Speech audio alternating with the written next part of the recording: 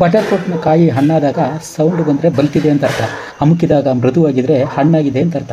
ಇವತ್ತು butter ಫ್ರೂಟ್ನ milk shake ಮಾಡೋದು ಹೇಗೆ ಅಂತ ನೋಡ್ಕೊಂಬರೋ ಬನ್ನಿ. ನೋಡಿ, ಬಟರ್ ಫ್ರೂಟ್ನ ಹಣ್ಣಿನ ಸುತ್ತ ಈ ರೀತಿ ಚಾಕುವಿನಿಂದ ಕಟ್ ಮಾಡಿಬಿಟ್ಟು ತೆಗೆದ ಅಂತಂದರೆ ಹಣ್ಣು ಮತ್ತು ಬೀಜ ಸಪರೇಟ್ ಆಗುತ್ತೆ. ಸಾಧಾರಣವಾಗಿ ಈ ಬಟರ್ ಫ್ರೂಟ್ ಹಣ್ಣನ್ನು ಜ್ಯೂಸ್ ರೂಪದಲ್ಲಿ ಸೇವಿಸಲು ಇಷ್ಟಪಡುತ್ತಾರೆ. ಈ ಹಣ್ಣಿನಲ್ಲಿ ಉತ್ತಮವಾದ ಕೊಬ್ಬು, ನಾರಿನಂಶ, ವಿಟಮಿನ್ಗಳು, ಪೊಟ್ಯಾಷಿಯಂ, ಫೈಬರ್, ಖನಿಜಾಂಶಗಳು, ಆ್ಯಂಟಿ ಆಕ್ಸಿಡೆಂಟ್ಗಳು ಮುಂತಾದವುಗಳಿಂದ ಸಮೃದ್ಧವಾಗಿದೆ. ಇದರಲ್ಲಿ ಸಾಕಷ್ಟು ಪೋಷಕಾಂಶಗಳಿರುವುದರಿಂದ ಗರ್ಭಿಣಿಯರಿಗೆ ಮತ್ತು ಬಾಣಂತಿಯರಿಗೆ ತುಂಬ ಉಪಯುಕ್ತವಾದ ಹಣ್ಣಾಗಿದೆ.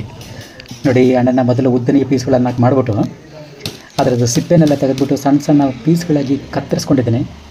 ಆಮೇಲೆ ನಮಗೆ ಎಷ್ಟು ಬೇಕು ಅಷ್ಟು ಸಕ್ಕರೆನ ಹಾಕಿಬಿಟ್ಟು ಮಿಕ್ಸಿಗೆ ಹಾಕಿ ಗ್ರೈಂಡ್ ಮಾಡ್ಕೊತೀನಿ. ಆಮೇಲೆ ಒಂದು ದೊಡ್ಡ ಲೋಟದಷ್ಟು ಹಾಲು ಅದನ್ನು ಇದಕ್ಕೆ ಸೇರಿಸ್ಕೊತಾ ಇದ್ದೀನಿ.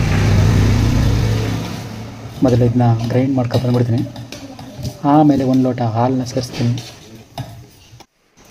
ಹಾಲು ಅಂತ ಕಾಯಿಸಿದ ಹಾಲು. ಒಂದು 20 ಸೆಕೆಂಡು ಗ್ರೈಂಡ್ ಮಾಡಿಬಿಟ್ರೆ ಸಾಕೊಂಡ್ರೆ ಫುಲ್ ಇದಾಗೋಯ್ತೈತೆ. ನಾನು ಒಂದು 6-7 ಸೆಕೆಂಡಲ್ಲಿ ನಿಲ್ಲಿಸ್ಬಿಟ್ಟು ಆಗೋಯ್ತು ಅಂದ್ಬಿಟ್ಟು ಸ್ವಲ್ಪ ಚೆನ್ನಾಗಿಲ್ಲ ಮೀನ್ಸ್ ಚೆನ್ನಾಗಿ ಅರ್ದಿಲ್ಲ ಅಂತಷ್ಟೇ, ನಮಗೆಲ್ಲ ಇಷ್ಟು ಸಾಕು. ಇನ್ನೂ ಸ್ವಲ್ಪ ಚೆನ್ನಾಗಿರುತ್ತೆ, ಚೆನ್ನಾಗಿರುತ್ತೆ ನೋಡೋಕ್ಕೆ ಅಂತ ಅಷ್ಟೇ. ನೋಡಿ, ಒಂದು ದೊಡ್ಡ ಲೋಟದಲ್ಲಿ ಹಾಲು ಸೇರಿಸ್ಕೊತಿದ್ದೀನಿ.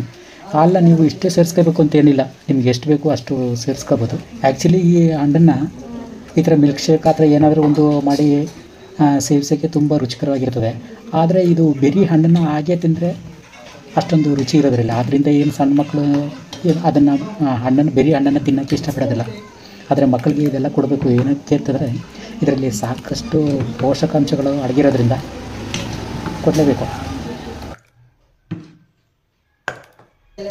ಆಮೇಲೆ ಮಿಕ್ಸ್ ಮಾಡಿಬಿಟ್ಟು ಆಮೇಲೆ ಏನಿರುತ್ತೆ, ಈ ಕಡಲೆ ಬೀಜ ಇದೆ ನೋಡಿ, ಫ್ರೈ ಆಗಿರೋದು.